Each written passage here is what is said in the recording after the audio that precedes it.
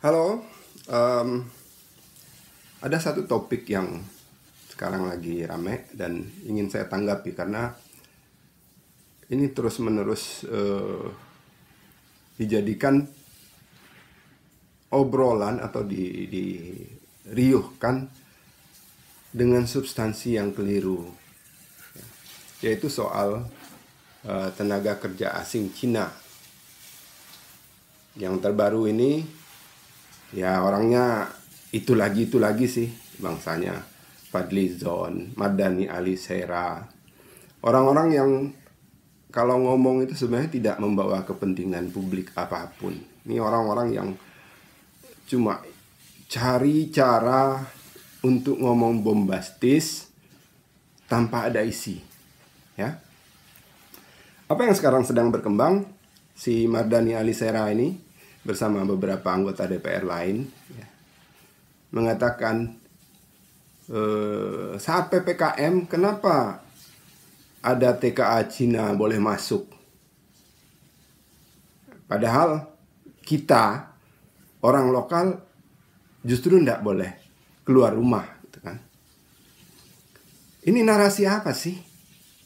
Ini narasi yang sama, perhatikan. Ini narasi yang sama dengan yang dikeluarkan oleh orang-orang itu juga, ya, jenis-jenis cecungu itu, ketika pemerintah melarang orang-orang untuk mudik. Waktu itu keluar, waktu itu dari mulutnya Fadly Zon, ya, bilang bahwa kita kok nggak boleh mudik sementara TKA Cina tuh boleh masuk. Nah, ini narasi apa sih sebenarnya? Ini narasi bukan kritik. Ini narasi, kalau menurut saya sudah hasutan. Hasutan agar orang membangkang. Kenapa? Dianggap yang mau dimunculkan adalah kamu aja yang ditekan-tekan, Cina dikasih bebas. Ini hasutan. Akibat hasutan ini apa? Pada saat larangan mudik kemarin, ada begitu banyak orang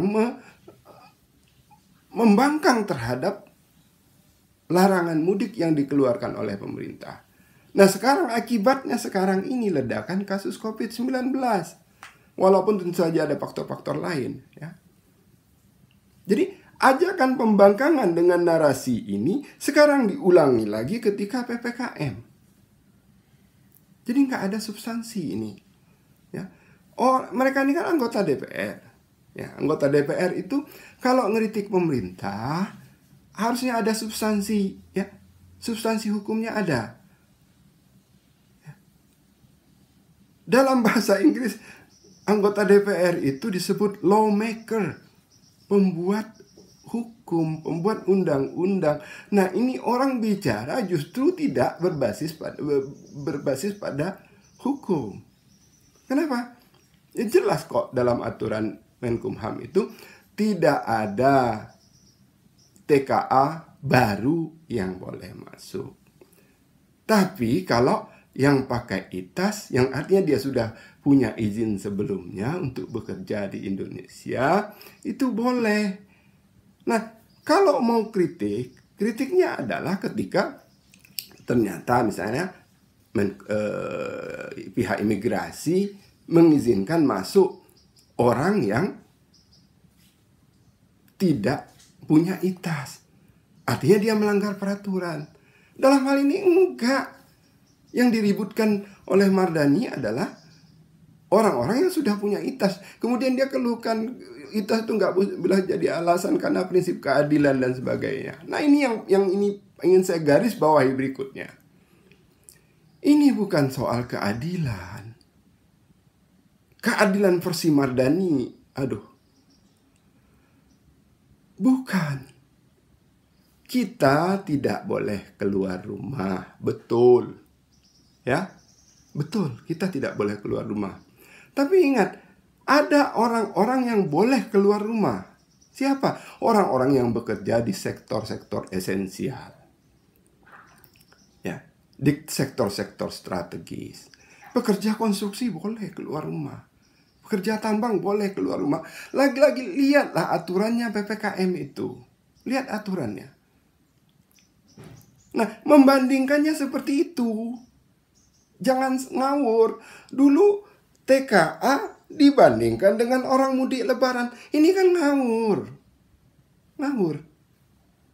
Kenapa? Orang mudik lebaran tuh ya sama kayak turis. Sementara TKA ini adalah orang yang bekerja. Pada masa dulu mudik lebaran tetap boleh orang bepergian antar kota kalau ada hal-hal substansial secara pekerjaan. Ya sekarang pun begitu.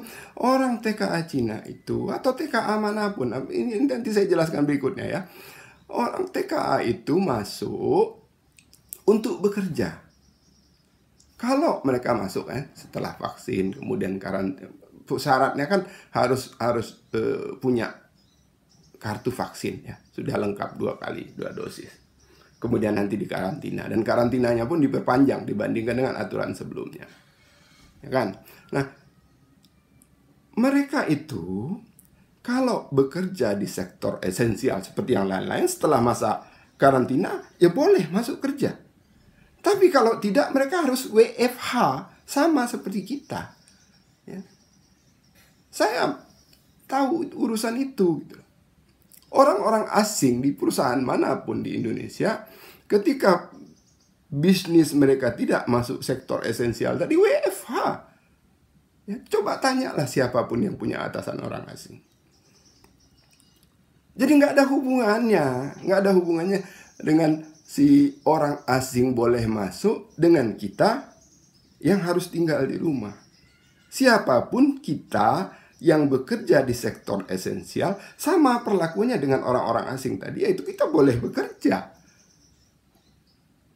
Jadi ini kan hasutan. Ingat, hasutan yang pertama ketika lebaran dulu menghasilkan kondisi sekarang. Ya. Nah, hasutan yang sekarang ini mau apa lagi? Mardan ini mau apa gitu lah. Ya. Kemudian dikesankan, ini siapa kemarin dari anggota DPR dari Golkar itu, ya.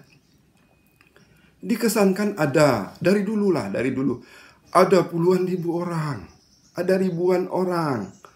Ya dulu kan gosipnya ada 10 juta tenaga kerja Cina di sini gitu. Itu diulang-ulang lagi. Ya, dalam rapat dengar pendapat di DPR itu, kalau nggak salah dengan Menkumham, dikatakan ada ribuan. Ini DPR ngaco lagi. Ada ribuan. Kemudian dia ngomong 300 sampai 500. Ngomong apa sih lo? Ya. Ngomong 300 sampai 500 TKA Cina naik pesawat dari Jakarta ke Manado. Pesawat apa yang bisa memuat 300? Mentok-mentoknya pesawat itu 100-an. Dengan kondisi sekarang hanya boleh 50%. Mentok-mentoknya yang ada itu 30-an, 40-an orang. Dan itu jumlah yang wajar. Ya. Dikatakan itu seolah-olah itu terjadi ribuan orang masuk. Apa ini lagi-lagi hasutan? Ya, orang bicara tidak berbasis fakta, ya. Dikatakan itu di dalam forum resmi rapat dengar pendapat. Ini kan ngaco nih anggota-anggota DPR, parah, ya. Ya, sekali lagi kita harus pahami substansinya. Anggota DPR itu kalau ngeritik pemerintah, ya kritik Anda pemerintah, mereka lawmaker. Anda pemerintah, Anda melanggar aturan nomor sekian.